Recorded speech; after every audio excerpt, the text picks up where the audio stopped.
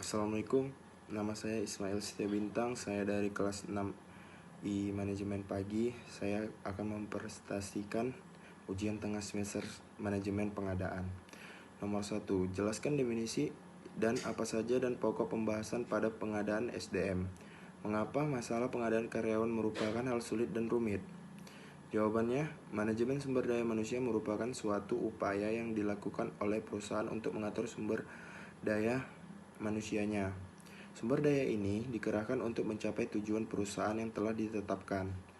Sebelumnya, manajemen sumber daya ini dalam sebuah perusahaan berfokus dalam kegiatan rekrutmen sumber daya manusia, pengolahan dan pengarahan untuk mencapai tujuan perusahaan. Salah satu upaya perusahaan adalah menerapkan manajemen SDM adalah dengan menghadirkan divisi Human Resource atau HR. HR memberikan berbagai macam pengetahuan perusahaan seperti manajemen talenta, pelayanan, administrasi, pelatihan, pembinaan, pengawasan, dan serta hukum untuk perusahaan. Fungsi dari divisi Human Resource sangat dibutuhkan perusahaan untuk mencapai tujuan organisasi. Selain beberapa fungsi tersebut, divisi HR juga memiliki tanggung jawab mengembangkan perusahaan dan bertanggung jawab untuk memastikan karyawan bekerja semaksimal mungkin di perusahaan dengan memperdayakan karyawan. Pengadaan karyawan sangat sulit dan rumit diakibat oleh keinginan perusahaan untuk mendapatkan karyawan berkualitas. 2. Kenapa analisis jabatan itu penting dan diperlukan? Kapan dan apa gunaan dari analisis jabatan itu sendiri? Jawabannya, analisis jabatan berkontribusi efektif untuk menilai kebutuhan pelatihan dan kinerja dari karyawan yang sekarang sedang menjabat. Proses analisis jabatan menjadi dasar untuk mendesain dan mengembangkan kebijakan dan strategi untuk memenuhi sasaran dan tujuan organisasi. Analisis jabatan itu sendiri merupakan sebuah kegiatan mengumpulkan informasi yang berhubungan dengan suatu jabatan dan juga pekerjaan dengan persyaratan tertentu. Untuk bahasa singkatnya yaitu langkah mengidentifikasi tugas dan juga syarat suatu pekerjaan. 3. Jelaskan prinsip-prinsip dan teknik-teknik dalam mendesain pekerjaan.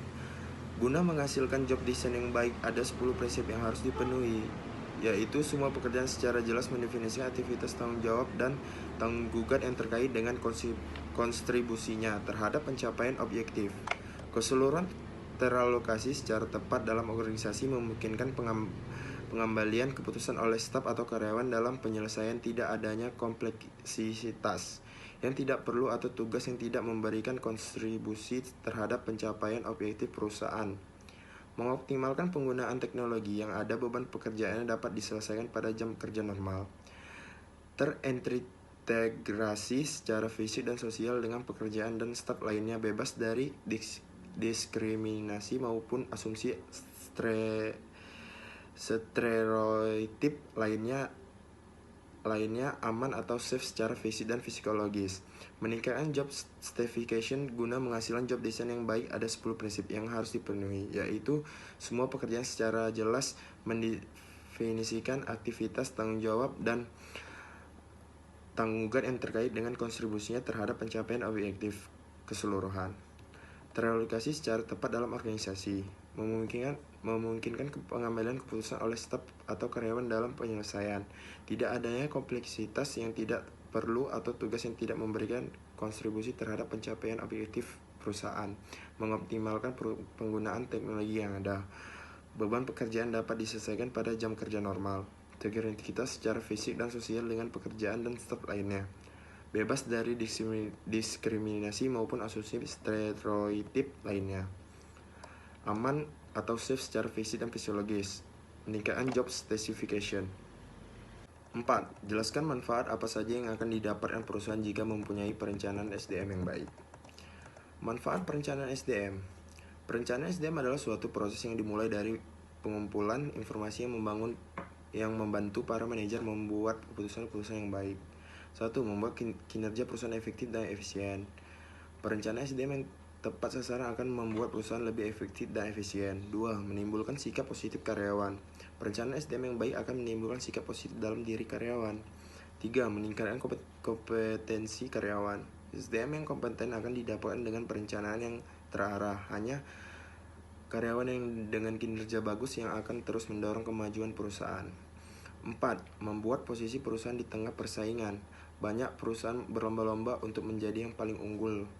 Namun, tidak semua perusahaan mampu saling mengungguli satu sama lain. Sebutkan definisi analisis kebutuhan SDM dan faktor-faktor apa yang menjadi pertimbangan, dan juga jelaskan teknik-teknik perkiraan analisis kebutuhan SDM.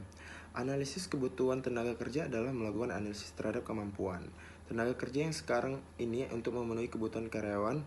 Dianalisis apakah tenaga kerja yang sekarang bisa diatur kembali dan dapat memenuhi kebutuhan atau tidak. Faktor-faktor yang perlu dipertimbangkan dalam menganalisis kebutuhan perusahaan akan SDM atau karyawan meliputi perubahan lingkungan eksternal dan internal. Bentuk-bentuk perubahan lingkungan eksternal meliputi kondisi perekonomian makro, hukum, politik, dan sosial, ilmu pengetahuan dan teknologi, persaingan usaha, analisis dan perkiraan kebutuhan. 1. Analisis dan perkiraan kebutuhan SDM created by Dadan Ahdiat. 2. Analisis kebutuhan SDM. Analisa kebutuhan SDM meliputi perkiraan jangka pendek dan jangka panjang. Yang membedakan kedua pendekatan tersebut adalah perkiraan jangka pendek, analisis anggaran, analisis struktur, analisis perusahaan, analisis beban kerja perkiraan jangka panjang, analisis permintaan unit, analisis permintaan keorganisasian, analisis trend, analisis statistik, analisis bagan penempatan, analisis Markov. 3. Peramalan kebutuhan SDM.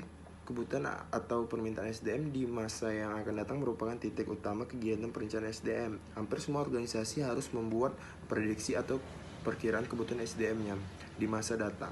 Untuk itu, perlu diidentifikasi berbagai tantangan yang mempengaruhi kebutuhan SDM tersebut.